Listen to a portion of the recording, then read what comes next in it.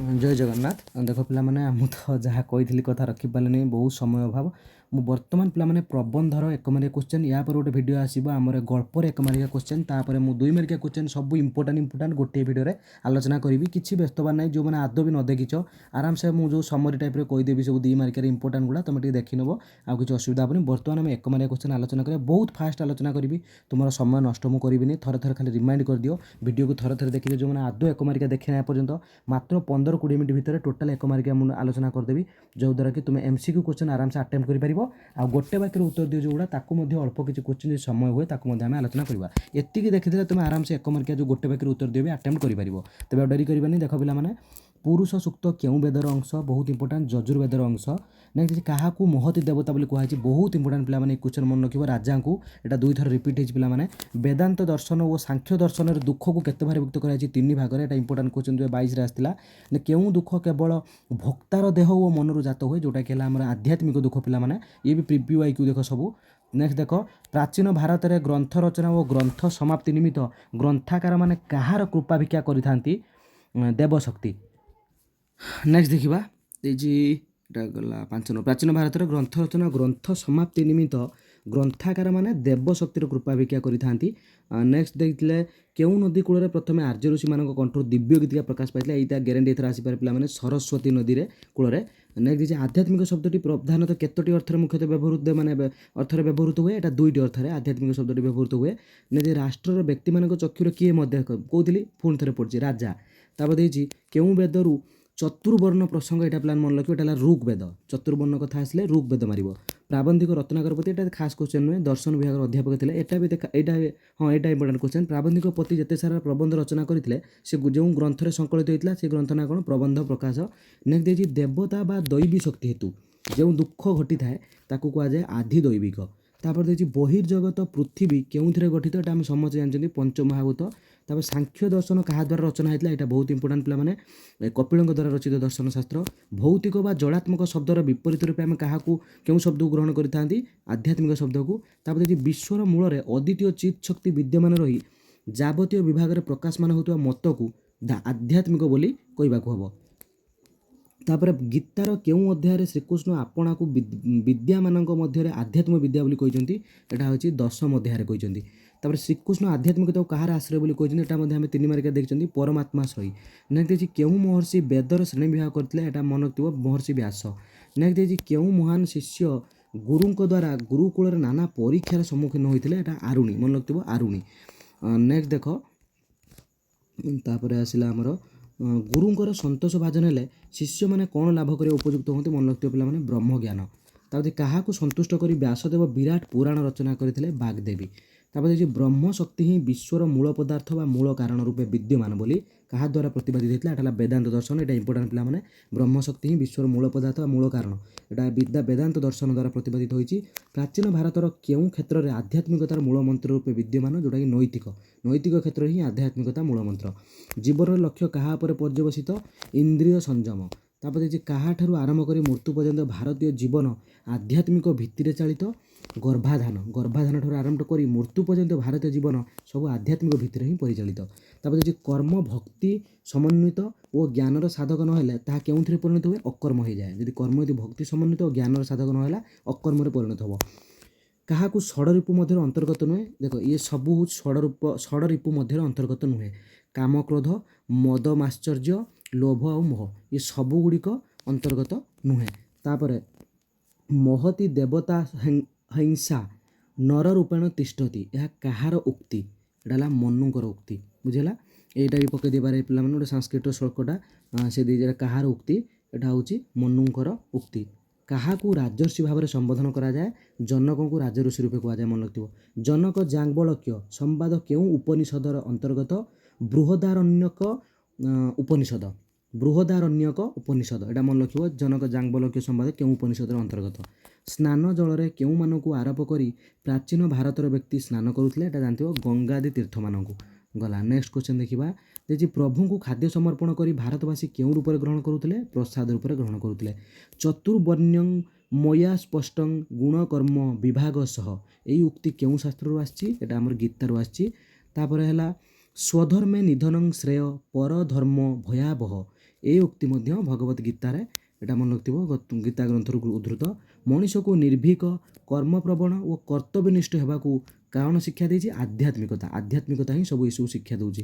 ଆଧ୍ୟାତ୍ମିକ ଭାରତ ଆଧୁନିକ ମାନବ ଜାତି ପ୍ରତି ଏକ ସ୍ପୃହଣୀୟ ଆଦର୍ଶ ବୋଲି କିଏ ପୃଥିବୀ ସମକ୍ଷରେ ପ୍ରଚାର କରିଥିଲେ? ବିବେକାନନ୍ଦ, ସ୍ୱାମୀ ବିବେକାନନ୍ଦ। ତାପରେ ଦେଇଛି ମହାତ୍ମା ଗାନ୍ଧୀ ଆଧ୍ୟାତ୍ମିକ ଭିତ୍ତିରେ କାହାର କର୍ଷଣ ପାଇଁ କ୍ଷେତ୍ର ଖୋଲି ଦେଇଥିଲେ? ଏହାର ସଠିକ ଉତ୍ତର ହେଉଛି ପିଲାମାନେ ଆତ୍ମବଳ। ଏଇଟା ମନେ ରଖିବ ପିଲାମାନେ, ସ୍ୱାମୀ ବିବେକାନନ୍ଦ କଥା, ମହାତ୍ମା ଗାନ୍ଧୀଙ୍କ କଥା। ମହାତ୍ମା ଗାନ୍ଧୀ ଆଧ୍ୟାତ୍ମିକ ଭିତ୍ତିରେ କାହାର କର୍ଷଣ ପାଇଁ କ୍ଷେତ୍ର ଖୋଲି ଦେଇଥିଲେ? ଆତ୍ମବଳ। ନେକ୍ସଟ ଦେଖିବା, ଦେଇଛି ସ୍ୱଧର୍ମେ ନିଧନଂ ଶ୍ରେୟ ଡ୍ୟାସ୍ ଭୟାବହ। ଏଇ ଶଳ୍କ ବି ପକାଇ ଦେଇପାରେ ପିଲାମାନେ, ପରଧର୍ମ ଭୟାବହ, ଶୂନ୍ୟ ସ୍ଥାନ ଆକାରରେ ପକାଇ ଦେଇପାରେ। ଡ୍ୟାସ୍ ଚରିତାର୍ଥକୁ ଭିତ୍ତି କରି ଆଧୁନିକ ଜଡ଼ ବିଜ୍ଞାନର ସୃଷ୍ଟି ହେଲା ଇନ୍ଦ୍ରିୟ ଚରିତାର୍ଥକୁ ଭିତ୍ତି କରି ଆଧୁନିକ ଜଡ଼ ବିଜ୍ଞାନର ହିଁ ସୃଷ୍ଟି ହୋଇଛି। ଜଳଦ ଗମ୍ଭୀର ସ୍ୱର, ରେଖାଙ୍କିତ ପଦର ଅର୍ଥ କ'ଣ? ଜଳଦ ଗମ୍ଭୀର ଅର୍ଥ ମେଘ ପରି ଗୁରୁ ଗମ୍ଭୀର। ଅଧ୍ୟୟନ କ୍ଷେତ୍ରରେ ଅଧିକାରିତ୍ୱ କାହାର ପ୍ରଥମ ସାଧନା? ଅଧିକାରିତ୍ୱ ହେଲା ଶିଷ୍ୟର ପ୍ରଥମ ସାଧନା। ତାପରେ ଦେଖିବା ନେକ୍ସଟ, ସତ୍ୟମେବ ଜୟତରେ। ଦେଖ ପ୍ରଥମେ ସବୁ PYQ ଅଛି, ସେଟା ଭଲସେ ଦେଖିବ। ମାବ୍ରୁୟାତ୍ ସତ୍ୟମ ପ୍ରିୟମ କିଏ କହିଥିଲେ? ନା ଗୁରୁଜନ କହିଛନ୍ତି। ନେକ୍ସଟ, ପୃଥିବୀ ବା ମାଟିର ଗୋଟିଏ କେଉଁଟି କେଉଁଟି ମନ୍ତ୍ର ଅଛି? ପୃଥିବୀ ବା ମାଟିର ଗୋଟିଏ ଆକର୍ଷଣୀ ମନ୍ତ୍ର ଅଛି। କେଉଁ ମନ୍ତ୍ର ଅଛି? ନା ଆକର୍ଷଣୀ ମନ୍ତ୍ର ଅଛି। ଏଇଟା ଦେଖ ଦୁଇଥର ରିପିଟ୍ ହେଇଛି, ଟିକେ ଭଲସେ ଦେଖିବ। ସୂକ୍ଷ୍ମ ସତ୍ୟର ବିପରୀତ ହେଲା କ'ଣ? ସୂକ୍ଷ୍ମ ମିଥ୍ୟା। ସତ୍ୟମେବ ଜୟତେ ପ୍ରକାରାନ୍ତରେ କାହାର ପରାଜୟ ବୁଝିବାକୁ ହେବ? ନା ମିଥ୍ୟାର ପରାଜୟ। ଏସବୁ PYQ। ପ୍ରତି କେତେ ଭୋଟରେ ଜଣେ ସଭ୍ୟ ବୋଲି ନିୟମ ହେଲା? ନା 15 ଭୋଟରେ। ନେକ୍ସଟ ଅଛି, ବିନୋବାଜୀ କେଉଁଭଳି ଭୂଦାନ ଯାତ୍ରା କରିଥିଲେ? ପଦବ୍ରଜରେ, ମାନେ ପାଦରେ। PYQ ଏତିକି ଥିଲା। ତାପରେ ଦେଖ ଏକ୍ସଟ୍ରା କ୍ୱେଶ୍ଚନ୍, ଯାହା ସତ୍ୟ ତାହା ହେଉଛି ଇନ୍ଦ୍ରିୟ ଗ୍ରାହ୍ୟ, ଇନ୍ଦ୍ରିୟ ଦ୍ୱାରା ଗ୍ରହଣୀୟ। କୁଇନାଇନ୍ ଉପରେ କ'ଣ ପୁଟ ଦେଇ ତାକୁ ମିଠା ଔଷଧ ବୋଲି ପିଲାଙ୍କୁ ଭଣ୍ଡାଯାଏ? ଚିନି। ଏଇଟା ଇମ୍ପୋର୍ଟାଣ୍ଟ କ୍ୱେଶ୍ଚନ୍। ନେକ୍ସଟ ଦେଇଛି, ସରକାର ପାଖରେ କେଉଁ ପ୍ରକାର ଲୋକ ଅଧିକ ବୋଲି ଲେଖକ କହିଛନ୍ତି? ପାଟି କରିବା ଲୋକ। ସୋରିଷଟାକୁ କ'ଣ ପ୍ରମାଣ କରି ଲୋକଙ୍କର ଶ୍ରଦ୍ଧା ସୃଷ୍ଟି କରାଯାଏ? ପର୍ବତ ପ୍ରମାଣ କରି। ତୁମର କଥାରେ ସହି ମାରିଦେଲେ। ଏଠାରେ ସହି ମାନେ କ'ଣ? ହଁ ମାରିଦେଲେ। ପୁଞ୍ଜୀଭୂତ ଅଶାନ୍ତି ଓ ଅସନ୍ତୋଷରୁ କ'ଣ ହେବ ବୋଲି ଲେଖକ ଆଶଙ୍କା କରିଛନ୍ତି? ପୁଞ୍ଜୀଭୂତ ଅଶାନ୍ତି ଅସନ୍ତୋଷ ଦିନେ କ'ଣ? ବିଶ୍ୱଯୁଦ୍ଧ ହେବ ବୋଲି ଆଶଙ୍କା କରିଛନ୍ତି। କୌଣସି ବିଷୟରେ କିଏ ଏକମତ ନହେଲେ ତାକୁ ସତ ବା ମିଛ କହିହେବନି? ଷଡ଼ ଇନ୍ଦ୍ରିୟ। ବାସ୍ତବ ଉଦ୍ଦେଶ୍ୟଟା କେଉଁ ଅର୍ଥରେ ବ୍ୟବହୃତ ହୁଏ ବୋଲି ଲେଖକଙ୍କ ମତ? ସୂକ୍ଷ୍ମ ମିଥ୍ୟା। ବାସ୍ତବ ଉଦ୍ଦେଶ୍ୟଟା କେଉଁ ଅର୍ଥରେ ବ୍ୟବହୃତ ହୁଏ? ସୂକ୍ଷ୍ମ ମିଥ୍ୟା। ଏବେ ବଣୁଆ ଲୋକ କାହିଁକି ସତ ମାନୁନାହାନ୍ତି? କେବଳ ପ୍ରଗତି ଆଉ ସଭ୍ୟତାର ସ୍ପର୍ଶ ଯୋଗୁଁ। ଲୋକସଭାରେ କୁହାଯାଉଥିବା ମିଛକୁ କିଏ ଶାବ୍ଦିକ ଅଯଥାର୍ଥ ବା ଶବ୍ଦର ବେଢଙ୍ଗ ବୋଲି କହିଛନ୍ତି? ଚର୍ଚ୍ଚିଲ୍। କିଏ କହିଥିଲେ? ଚର୍ଚ୍ଚିଲ୍ କହିଥିଲେ। ଏଇଟା ଟିକେ ମନେ ରଖିବ ପିଲାମାନେ, ଇମ୍ପୋର୍ଟାଣ୍ଟ କ୍ୱେଶ୍ଚନ୍। ନେକ୍ସଟ ଦେଖିବା 16-17। ତୁମେ ଅଙ୍କଶାସ୍ତ୍ର ସହିତ କେଉଁ ଶାସ୍ତ୍ରକୁ ମାନ ବୋଲି ପ୍ରାବନ୍ଧିକ କହିଛନ୍ତି? ବିଜ୍ଞାନ ଶାସ୍ତ୍ର। ଅଙ୍କଶାସ୍ତ୍ର ସହିତ ବିଜ୍ଞାନ ଶାସ୍ତ୍ରକୁ ଗଲା। ଏତିକି ଅଳ୍ପ କ୍ୱେଶ୍ଚନ୍ ଥିଲା। ନେକ୍ସଟ ଦେଖ, ସମାନତା ସ୍ୱାଧୀନତା ଓ ଭାତୃତ୍ୱରୁ। ଆଜିକାଲି ଭାରତର ଶାସକମାନେ ସମ୍ବିଧାନ ସ୍ୱୀକୃତ ସମାଜବାଦ କଥା ନ କହି କ'ଣ କହୁଛନ୍ତି? ଜାତୀୟତାବାଦ କଥା। ଏସବୁ PYQ ପିଲାମାନେ। ମୂଳ ଫରାସୀ ସ୍ଲୋଗାନ ଅନୁସାରେ ସେଥିରେ ସଦାପ୍ରଥମେ କ'ଣ ରହିଥିଲା? ନା ସ୍ୱାଧୀନତା ରହିଥିଲା।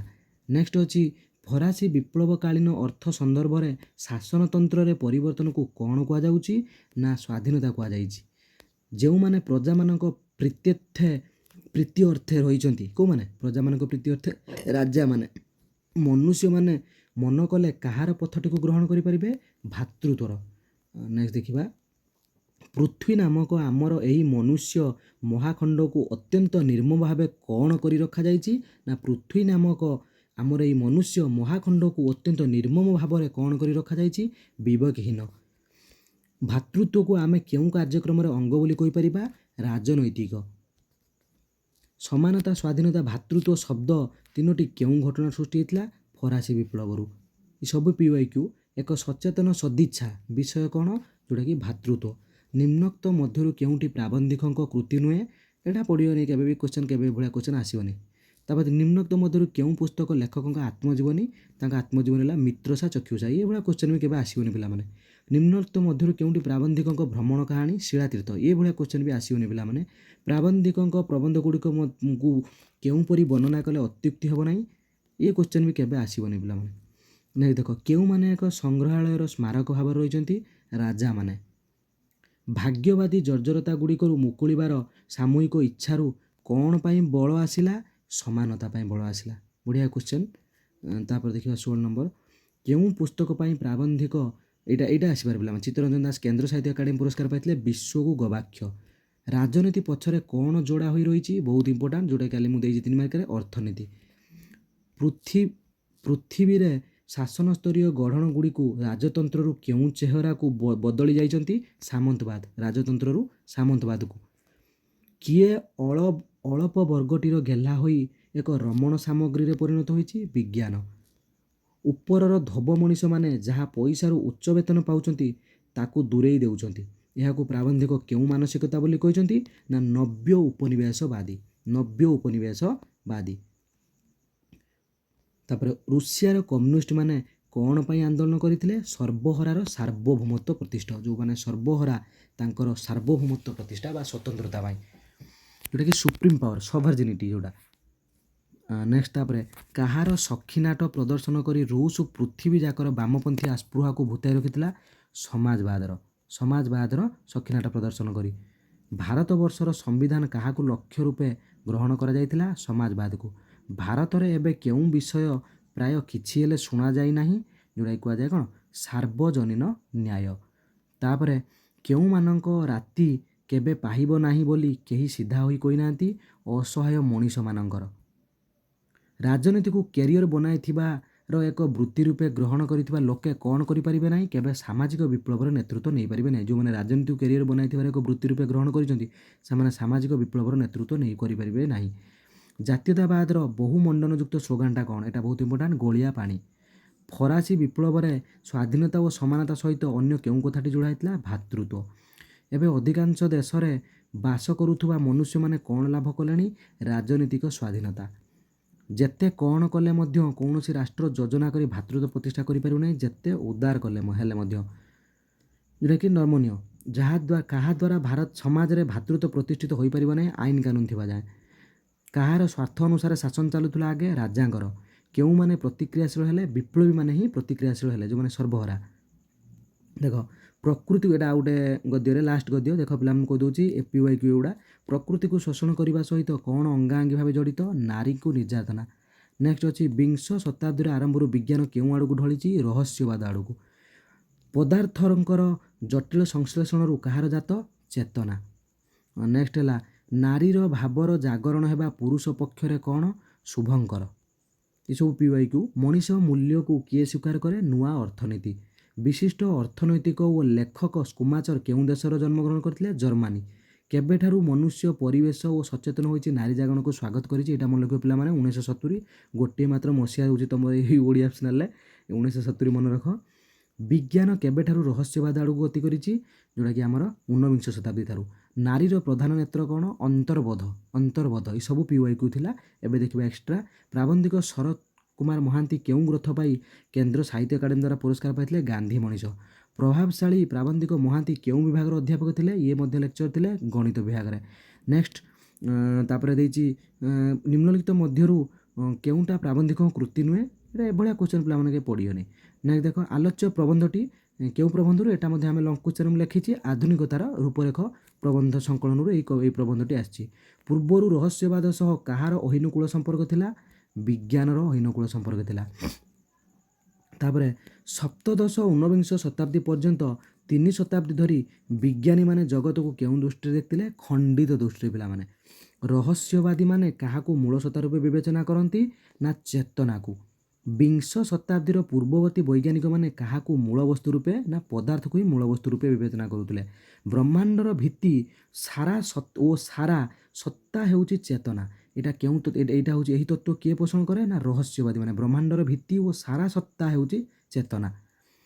ପ୍ରକୃତିକୁ ଭୋଗ କର ତାକୁ ଦାସୀ ପରି ଖଟାଅ ଏହି ଭାବନା କାହା ଲେଖାରେ ଦେଖିବାକୁ ମିଳେ ବେକନଙ୍କ ଲେଖାରେ। ପ୍ରାଚୀନ କାଳରୁ ବିବେଚିତ ହୋଇ ଆସୁଥିବା କେଉଁଟି ପୁରୁଷର ସଦ୍ଗୁଣ ନୁହେଁ ସାହସ ପ୍ରତିଦ୍ୱନ୍ଦିତା ବୀରତ୍ୱ ଏଇଟା ହିଁ ପୁରୁଷର ସଦ୍ଗୁଣ ନୁହେଁ। ସବୁଗୁଡ଼ିକ ଆନ୍ସାର। ପ୍ରାଚୀନ କାଳରୁ ବିବେଚିତ ହୋଇ ଆସୁଥିବା କେଉଁଟି ନାରୀର ସଦ୍ଗୁଣ ସେବା। ପୁରୁଷର ପ୍ରଧାନ ନେତ୍ର କ'ଣ ଏଇଟା ଇମ୍ପୋର୍ଟାଣ୍ଟ ପିଲାମାନେ ଜ୍ଞାନ। କେଉଁ ଗୁଣର ଅଧିକାରୀ ନହେଲେ ମଣିଷ ଅସମ୍ପୂର୍ଣ୍ଣ ହୋଇ ରହିବ ବୋଲି ପ୍ରାବନ୍ଧିକଙ୍କ ମତ ଅନ୍ତର୍ବୋଧ। ପୂର୍ବେ ପୁରୁଷ ପ୍ରଧାନ ସମାଜରେ କେଉଁ ନୀତି ପ୍ରଚଳିତ ଥିଲା ବୀରଭୋଗ୍ୟା ବସୁନ୍ଧରା। କିଏ ଆମର ମା ବୋଲି ପ୍ରବନ୍ଧରେ କୁହାଯାଇଛି ପ୍ରକୃତି ଆମର ମା। ଜୁର ଶବ୍ଦର ଅର୍ଥ କ'ଣ ଏଇଟା ଇମ୍ପୋର୍ଟାଣ୍ଟ ପିଲାମାନେ ନଷ୍ଟ। ଆଧୁନିକ ଅର୍ଥନୀତିରେ ମନୁଷ୍ୟ କାହାକୁ ଈଶ୍ୱରଙ୍କ ସ୍ଥାନରେ ବସାଇଲା? ଅର୍ଥ ଉପାର୍ଜନ। ତାପରେ ଏଇଟା ଦେଖ ମୁଁ ଏଇଟା କହିସାରିଛି ଆଜି ଲଙ୍ଗ କ୍ୱେଶ୍ଚନରେ। କୁମାରଙ୍କ ସ୍ମଲ୍ ଇଜ୍ ବ୍ୟୁଟିଫୁଲ୍ କେଉଁ ମସିହାରେ ପ୍ରକାଶ ପାଇଥିଲା? 1970। ସ୍ମଲ୍ ଇଜ୍ ଗୋଟିଏ ତ ମସିହା ତମର ରହୁଛି ଓଡ଼ିଆ ଚ୍ୟାନେଲରେ। ଆଉ ସ୍ମଲ୍ ଇଜ୍ ବ୍ୟୁଟିଫୁଲ୍ଙ୍କ ଲେଖକ କିଏ ଥିଲେ? ନା ଏ ପୁସ୍ତକ ଲେଖକ ଥିଲେ କୁମାଚାର। ଏହି ପୁସ୍ତକରୁ ଗାର୍ଡ଼ିଆନ୍ କାଗଜ ସମାଲୋଚନା କରି ଏହାକୁ କେଉଁ ଅର୍ଥନୀତି କହିଥିଲା? ୟାକୁ ମଧ୍ୟ ମୁଁ ଲଙ୍ଗ କରିଦେଇଛି ବୁଦ୍ଧିଷ୍ଟ ଇକୋନୋମିକ୍ ବା ବୌଦ୍ଧ ଅର୍ଥନୀତି। ବିଶ୍ୱର ସମୁଦାୟ କଞ୍ଚାମାଲ କେତେ ଭାଗ କେଉଁ ଦେଶରେ ଅଛି? ମନେ ତୁ ଏଇଟା ଏଇଭଳିଆ ପକାଇ ପାରେ। 40 ଭାଗ ଆମେରିକା ଦେଶରେ ଅଛି। କେଉଁ ଦେଶରେ ଅଛି? ବା ଆମେରିକା ଦେଶରେ କେଉଁ ଭାଗ କେତେ ଭାଗ ଅଛି? 40 ଭାଗ। ନେକ୍ସଟ, କୁମାଚର କାହା ଦ୍ୱାରା ବିଶେଷ ଭାବେ ପ୍ରଭାବିତ ହୋଇଥିଲେ? ମହାତ୍ମା ଗାନ୍ଧୀଙ୍କ ଦ୍ୱାରା। Important question. ଟେକ୍ନୋଲୋଜି ଯାନ୍ତ୍ରିକ ହେବା ପରିବର୍ତ୍ତେ କେଉଁ ପରି ହେବା ଆବଶ୍ୟକ? ମାନବିକତାର ହେବା ଆବଶ୍ୟକ। ନେକ୍ସଟ, ବୌଦ୍ଧ ଧର୍ମରେ କେଉଁ ପନ୍ଥା ଅବଲମ୍ବନ ପାଇଁ ନିର୍ଦ୍ଦେଶ ଦିଆଯାଇଛି? ମଧ୍ୟମ ପନ୍ଥା। ଆନନ୍ଦ ପାଇବା ଭଳି ସୃଜନାତ୍ମକ କର୍ମରୁ ମଣିଷକୁ କିଏ ବଞ୍ଚିତ କରିଛି? ଟେକ୍ନୋଲୋଜି। ପଦାର୍ଥର ସଂଶ୍ଳେଷଣରୁ ଚେତନା ଜାତ ବୋଲି କାହାର ବିଶ୍ୱାସ? ରହସ୍ୟବାଦର ବିଶ୍ୱାସ। ବାସ୍ ପିଲାମାନେ ଏତିକି କ୍ୱେଶ୍ଚନ୍ ଦେଖିନିଅ, ତୁମର ଆରାମସେ 1 ମାର୍କିଆ 5ଟା କ୍ୱେଶ୍ଚନ୍ ଏଇଠୁ ହିଁ ପାଇଯିବ। ଧନ୍ୟବାଦ।